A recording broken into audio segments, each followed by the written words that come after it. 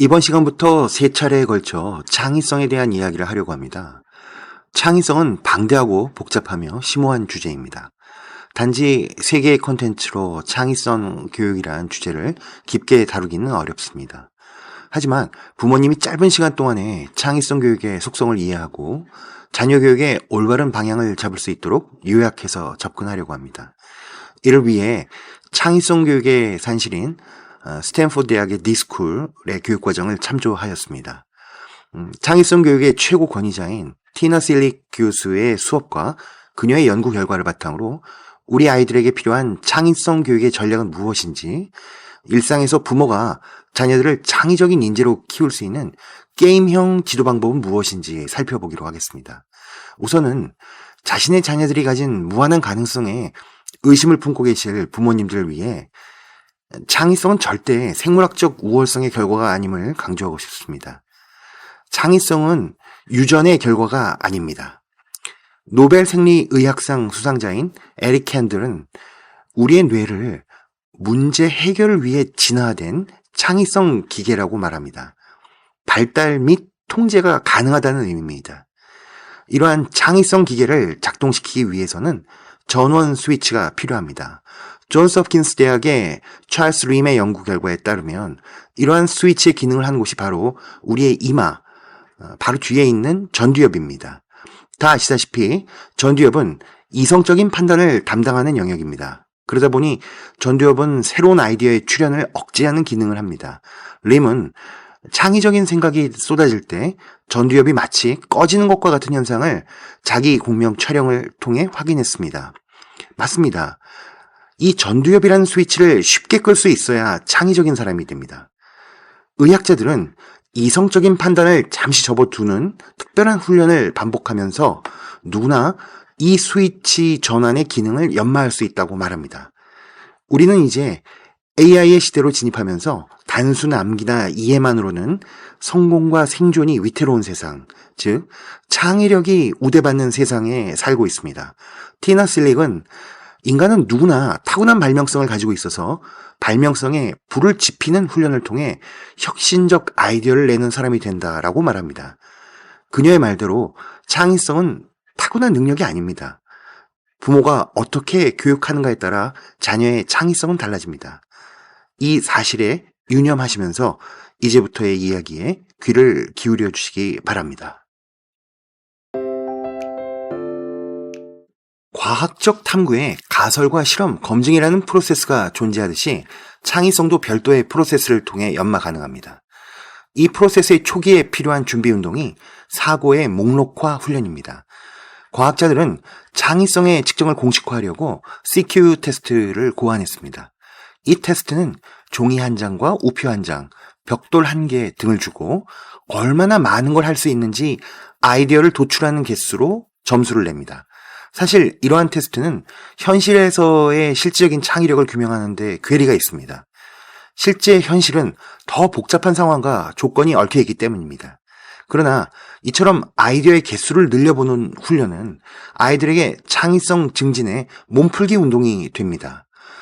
과거 학교에서는 창의력을 훈련시키기 위해 상상화 그리기를 많이 했습니다. 그림 그리기를 통해 상상력을 발휘해 보라고 하는 것은 말 그대로 상상력일 뿐 창의력과는 다소 거리가 있습니다. 상상화를 그리는 것이 효과가 없다는 것이 아니라 효과가 적다는 의미입니다. 세상에 없는 것을 현실에 존재하도록 만들어내는 활동 중에서 쓰임새가 있는 것들을 만들어내도록 하는 연습이 더 효과가 있습니다. 일예로 아이에게 10층의 건물이 있는데 너만을 위한 공간으로 각 층을 꾸며보라든지 감자와 계란, 딸기, 된장과 같은 재료들로 만들 수 있는 퓨전 음식을 10가지 이상 고안해 보게 한다든지 일상에서 실제 일어나는 일들을 소재로 가능하면 많은 아이디어를 도출해보는 경험이 중요합니다. 자녀의 아이디어가 아무리 엉뚱하고 무용할지라도 많은 수의 제안을 했다면 그 사실만으로 칭찬을 해주어야 합니다. 짜장면을 맛있게 먹는 법 100가지처럼 일상에서 자녀가 유쾌한 상상을 할 수 있는 기회를 자주 만들어주고 가능하면 많은 아이디어를 짜낸 경우에 보상해 주시면 됩니다. 두 번째로 필요한 준비 운동은 공감하기 훈련입니다. 창의력에 필요한 선행 조건이 공감하는 능력이라고 한다면 많은 사람들이 의문을 가질지 모릅니다. 창의력은 세상을 다르게 보는 능력입니다. 우리가 세상을 다르게 보기 위해서는 타인의 불편이나 생각을 읽는 힘이 필요합니다. 타인이 어떻게 생각하고 느끼는지에 대한 질문을 스스로 할 수 있어야 나 자신의 가치관이나 고정관념을 벗어날 기회를 얻게 됩니다. 타인의 감정을 느끼고 공감하는 능력을 키우기 위해서 표정 읽기 훈련이 필요합니다. 표정 읽기 훈련은 유럽의 교육에서 인물 사진이나 고전 인물화를 통해 주인공의 감정을 읽어내는 형식으로 진행됩니다. 자녀에게 미술 감상의 기회를 만들어 주십시오. 그림이나 사진 속의 인물이 어떤 감정일지를 추론해 보도록 하면 됩니다. 또는 그림 속의 인물을 중심으로 나름의 스토리텔링을 해보는 것도 재미있습니다. 마땅한 전시회가 없다면 드라마를 활용하셔도 됩니다. 드라마를 소리를 줄이시고 자녀에게 장면만 보고 등장 인물들이 어떤 대화를 하고 있는지, 어떤 상황인지, 각자가 어떤 감정인지를 맞춰 보도록 하는 것입니다.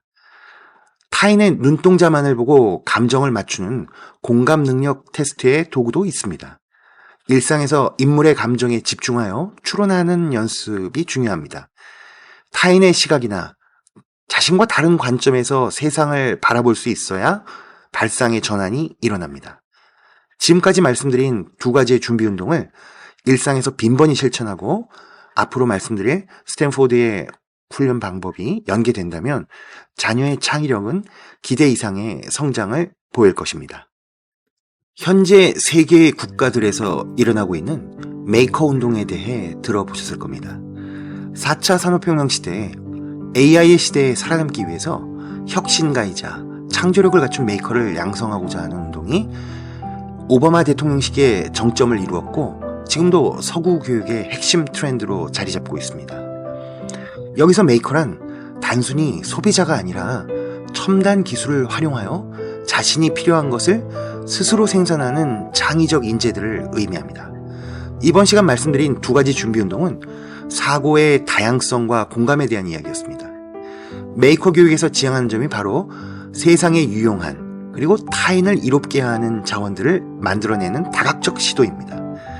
AI가 아무리 대단하더라도 인간의 공감 능력을 흉내낼 수조차 없습니다.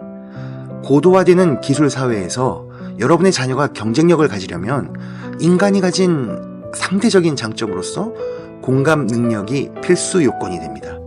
창의력은 이성적인 판단과는 거리가 있어서 공감이라는 동기가 엔진이 됩니다.